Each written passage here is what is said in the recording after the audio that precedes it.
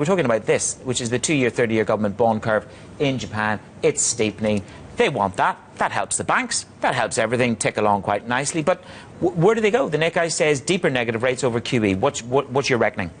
I think the focus will be more on the negative rates. I mean, we have this tiered system, which is a bit novel, the tiered system policy, so that the negative rates don't apply to the entirety of their balances with the central bank, which means theoretically that they can take that negative rate and put it quite low.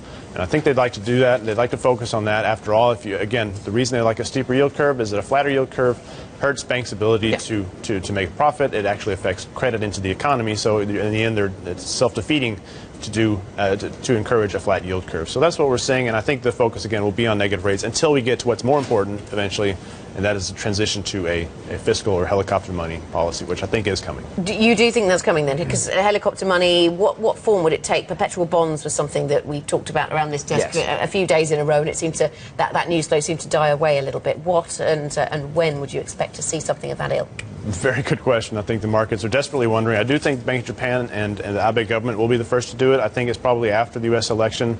Probably requires a bit weaker economy. They're going to do their last rounds of yield curve steepening, maybe some marginal tweaks to the QE program first. It's going to fail, and then we'll see the transition to helicopter money sometime in 2017.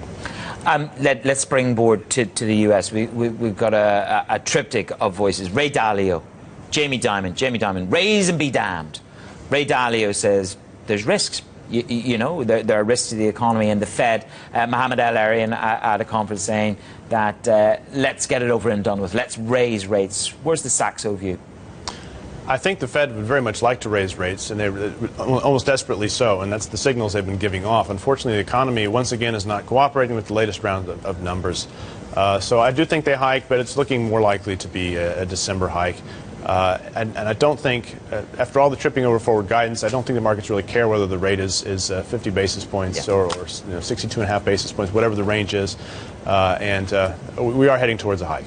What do you see in the underlying U.S. economy that will either support or get in the way of that? The inflation story has been the missing part of the jigsaw over in the U.S. for a little while. You have a lot of conflicting data. Some of the data points to a strengthening economy. There's a whole difficulty of disentangling this collapse in the energy portion of the economy from the rest of the economy.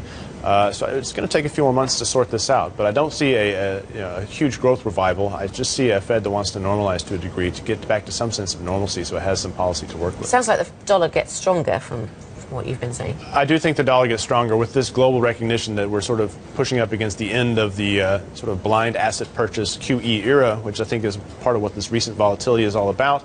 That supports the dollar. That supports the euro.